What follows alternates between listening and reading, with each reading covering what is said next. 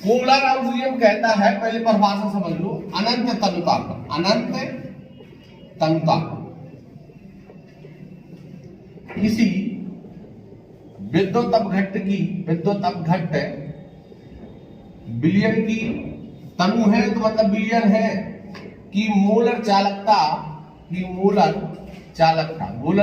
क्या थी, ये थी, बताया था लैम्डा एम मोलर चालकता। आप यहाँ बैठे हो तो दूसरी तरफ बैठ जाओ, दिखाई नहीं देगा। मोलर चालकता विद्युत अपघट्ट के धनायनों व ऋणायनों अनंत तनुता पर विद्युत अपघट्ट के धनायनों व ऋणायनों की मोलर चालकताओं के योग के बराबर होती है। परिभाषा को समझना है, अगर समझ गए तो काम हो गया। कहता अनंत तनुता पर चालकता ये हो गई, मोलर है तो एम हो गई, अनंत तनुता है तो मतलब पदार्थ में हम इतना पानी डालते जाएं, चाहे जितना डालें तो उस विलयन उस पदार्थ की उपस्थिति तो होगी। उस अंतिम बिंदु तक डालना है, जब तक उसकी उपस्थिति रहे, वो अनंत तनुता कहलाएगी। ऐसी तनुता, ऐसी मात्रा विलयन की निश्चित नहीं होगी, कितनी मात्रा डालनी है, तो अनंत में ले जाएंगे। चिराग लुक हियर, अनंत तनुता पर किसी विद्युत अपघट्ट विलयन की मोलर चालकता, विद्युत अपघट्ट वो है जो वियोजित हो जाता है विद्युत अपघटन करने पर धनायन और ऋणायन, विद्युत अपघट्ट वो है। अनंत तनुता पर किसी विद्युत अपघट्ट विलयन की मोलर चालकता लैम्डा एम अनंत तनुता पर विद्युत अपघट्ट के धनायनों और ऋणायनों के मोलर चालकताओं के योग के बराबर होती है, बराबर लैम्डा अनंत प्लस लैम्डा अनंत। अब किसका योग था ये, धनायन के लिए, ये किसका योग था, और ये संख्या हो जाएगी, क्या हो जाएगी, संख्या। अब आपके सामने भी लिखा है, मोबाइल से स्क्रीनशॉट लेकर भी लिख सकते हो, और साफ साफ है बिल्कुल। अब हम एक उदाहरण देते हैं, तुम्हें परिभाषा समझ में आ गई होगी। अनंत तनुता पर किसी विद्युत अपघट्ट की मोलर चालकता अनंत तनुता पर विद्युत अपघट्ट के धनायनों ऋणायनों की मोलर चालकताओं के योग के बराबर होती है। और समझ में कैसे आएगा, जैसे ही हम एग्जाम्पल बताएंगे तुमको। सूत्र तुम्हारे सामने है, ठीक है। अब हमने HCl के लिए लिया, HCl के लिए लैम्डा HCl। अब इसको हम आयनित करते तो कैसा होता है, ये H positive plus Cl negative, और अनंत तनुता रहेगी बराबर लैम्डा ये अनंत और H पॉजिटिव हो गया प्लस लैम्डा अनंत क्या हो गया। वो कह रहा ना कि इसकी मोलर चालकता इनके धनायन ऋणायनों की मोलर चालकताओं के बराबर होगी, बस बराबर होगी, कोई नई बात है क्या।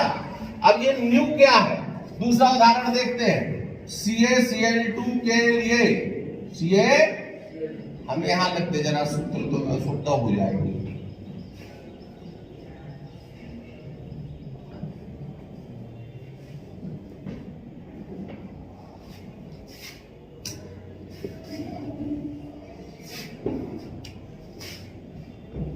उदाहरण 1 था, उदाहरण 2 है, तो CaCl2 के लिए क्या होती है अब क्रिया, क्या वियोजित होगा, एक कैल्शियम 2 इलेक्ट्रॉन त्यागता है, Ca2 positive ion plus 2 chlorine है, एक ग्रहण करता है तो 2 ऋणायन के और 2 धनायन के, एक कैल्शियम 2 त्यागेगा, एक क्लोरीन एक ग्रहण करेगा, तो 2 क्लोरीन कितने ग्रहण करेंगे, 2, एक एक करके दोनों, तो ये 2 त्याग रहा है, 2 ग्रहण हो रहे ना। हम इसको चाहे ऐसे लिखते चाहे ऐसे लिखते, बात तो एक ही हुई, कोई दिक्कत, ठीक। अब तुमको ये पोलर ऑक्सीजन पर अप्लाई करना है, CaCl2 बराबर लैम्डा अनंत Ca2 पॉजिटिव, ठीक है।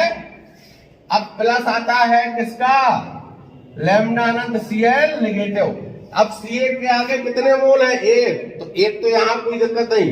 क्लोरीन के आगे कितने मोल है क्लोराइड में, ये जो न्यू था ये इसकी संख्या को प्रदर्शित करेगा। अब तीसरा उदाहरण दे, तीसरा दे उदाहरण क्या, चलो तीसरा उदाहरण देते हैं, तीसरा और आखिरी, इसके बाद नहीं देंगे। तीसरा उदाहरण Al2SO4 के होल थ्राइड के लिए। तो अब क्रिया क्या होती भैया, 2Al हो गया, 3SO4 हो गया, एक एल्यूमिनियम 3 त्यागता है, 3 या 6 पॉजिटिव और 3 या 6 नेगेटिव। एक एल्यूमिनियम के बाहर को उसमें 3 इलेक्ट्रॉन होते हैं, 3 त्यागेगा, 2 आदमी 6 त्यागेंगे, तो यहाँ 6 ग्रहण करना है। SO4 की संरचना आपने पढ़ रखी होगी, H2SO4। तो एक H यहाँ से एक H यहाँ जब निकल जाता है तो O नेगेटिव, तो आ गया SO4 2 नेगेटिव।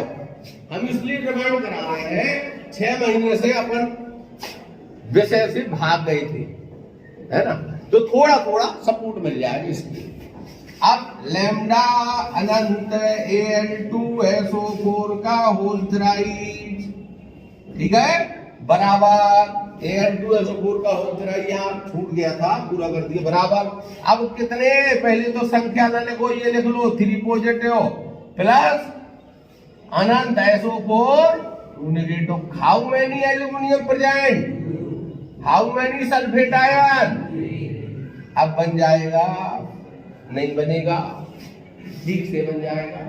पोलर आउटलाइन की परिभाषा क्या हुई, अनंत तनता पर किसी विद्युत घट विलयन की मोलर चालकता, अनंत तनता पर उसके धनायनों और ऋणायनों की मोलर चालकता और विनियोग के बराबर होती है, जैसा कि आपकी स्क्रीन में हमने 3 उदाहरण देकर बता दिया है। कोई कठिनाई नहीं है, ठीक है। हेडिंग क्या है तुम्हारी, सेल। विद्युत अपघटन है, पर विद्युत अपघटन की प्रक्रिया 3 प्रकार के सेलों में पॉसिबल है। अभी हम 2 प्रकार की चर्चा कर रहे हैं, केवल हमको जनरल जानकारी चाहिए है।